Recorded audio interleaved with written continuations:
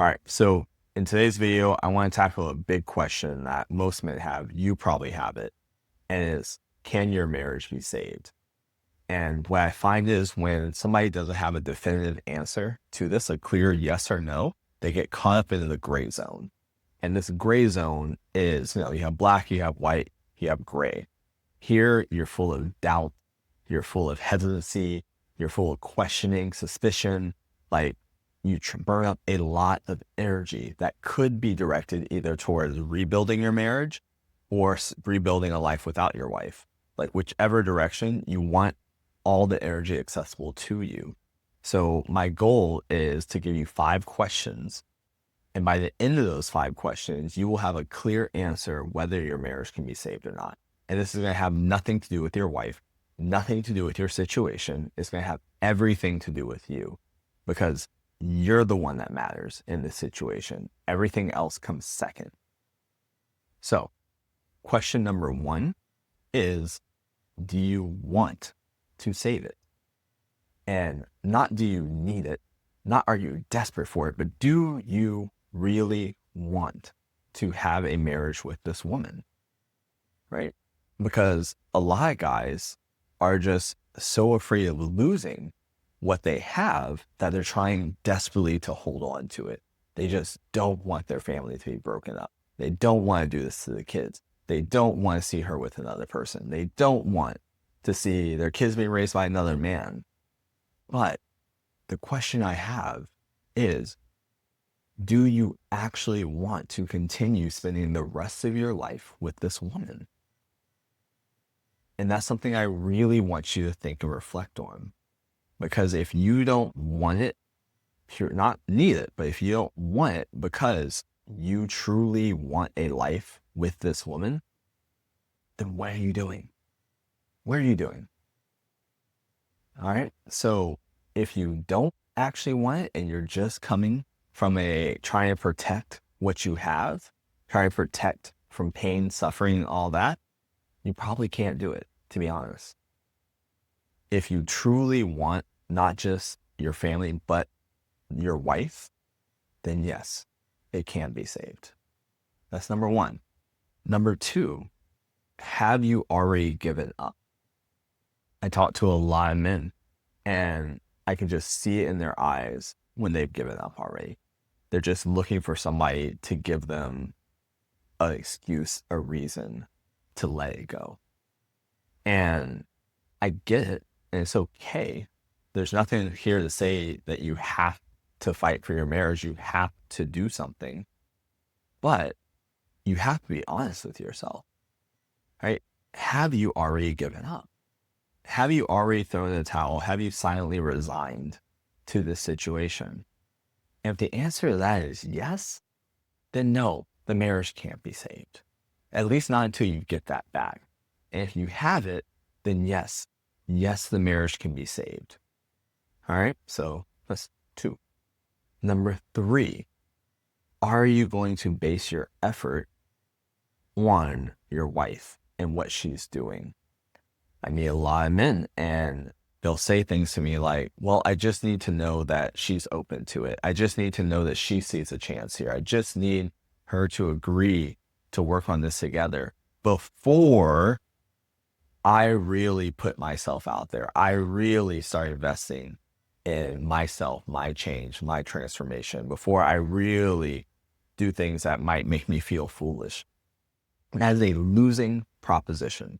Right? That's a losing strategy, because if she's to the point where you're out here watching videos like this, which means she's shut down, checked out, there's a wall up, she may be out the door, you might already be separated, papers may be filed. If it's already to that point, she's already lost hope in the possibility of this getting better, or it's dwindling by a thread. So if you're waiting for her to show up in some way, shape, or form before you show up, like that's just not going to work. And that's not leading, right? That's actually waiting for her to give you permission to do the work that you know you need to do. And you know you need to do this work regardless. So why would you wait, right? So it's very important that you're willing to do this work regardless of wherever she's at and whatever she's saying. So if you're not, then no, it can't be saved. If you are, then yes, it can. Okay. Number 4 is, are you looking for a quick fix or do you want real transformation? Because there's a lot of people out there saying how this can be done quickly. They're offering magic pills, text messages, things like that, which maybe they work. I don't think they do, but they might. But what I've observed after helping hundreds and hundreds and hundreds of men in this situation is takes real work. This is probably going to be the hardest work you've ever done in your life. And because it's internal work, it's emotional work, it's changing behaviors, patterns, thoughts, beliefs, programming from childhood. Like there's so much that has to be changed to change the situation and change the fundamental way that you're relating to your wife. And if you're trying to solve this with a band-aid, like maybe you guys will be okay in the short term, but in the long term, you will find yourself right back here and it will likely be worse because those tricks only work once, if they work at all. Right. So if you're looking for a quick fix, you're probably not going to be able to save it, at least not in the long term. If you are committed and ready for real transformation and real growth and to become the version of you who can actually turn this around, who your wife wants to spend the rest of her life with, then yes, you can. Right? Then what did I say? It's going to be 6? They actually have 7. I don't know. I've lost count. The next one is going to be, do you see a gap? And I'll tell you, I was talking to a potential client yesterday, and he was telling me that, his wife had been cheating on him for 13 years, basically since the beginning of the marriage. Maybe it was 17. It was a while. And that she's a narcissist, and he's been doing all this work.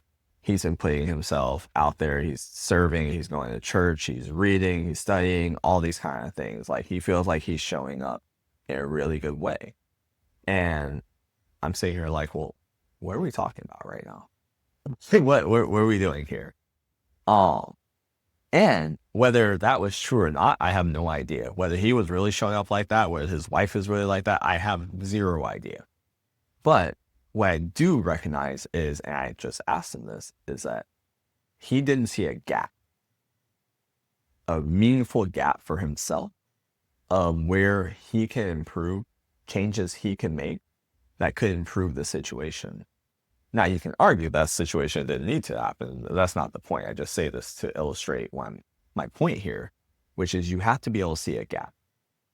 And there's extreme cases like that. There's extreme cases like where guys will just straight up come to me. It's like, I don't know what I'm doing wrong. I know I'm doing something, but I don't know what it is, right?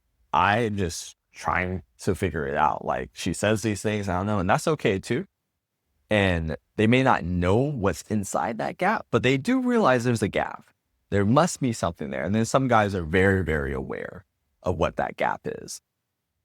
And those usually are the better clients, or the easier ones, because they know when we have to uncover it. Actually, that's pretty easy too. But you have to be able to see a gap. If you don't see a gap, if you don't believe there's anything you can be doing different, you can be doing better, then what else is going to change? How could change even occur? So if you don't see a gap, you probably can't save your marriage. If you do see a gap, you can. And then lastly, are you committed to doing whatever it takes? Because you have to be willing to go all in.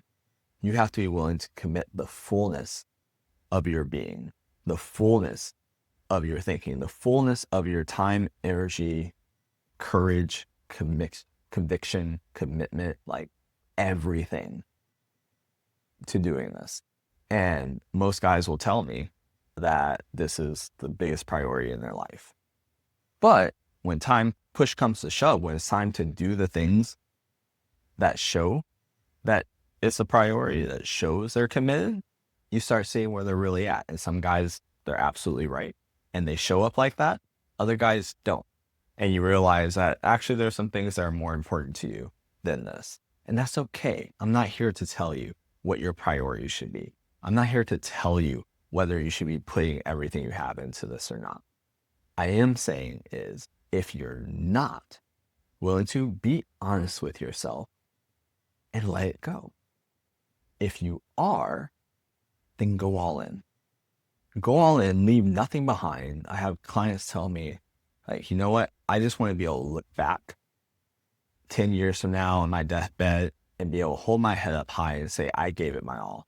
I want to be able to look my children in the face. And when they ask me what happened, it's like, your dad tried his best. He did everything he could. And the results were the results. Right?